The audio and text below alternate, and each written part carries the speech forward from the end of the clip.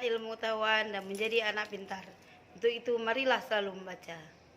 Anak-anak kami walaupun masa pandemi tetaplah selalu membaca, karena dengan membaca meningkatkan ilmu pengetahuan dan menjadi anak pintar. Selamat membaca.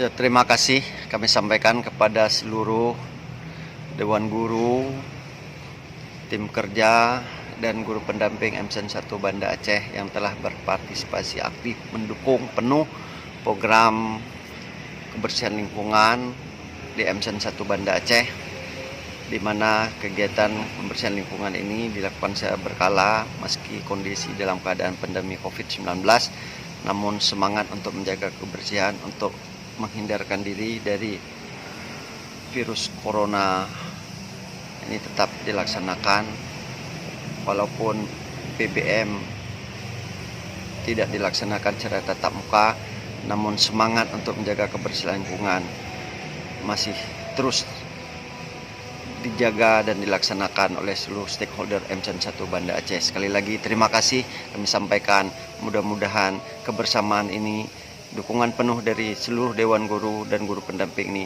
akan membawa dampak yang positif kepada madrasah di masa-masa yang akan datang.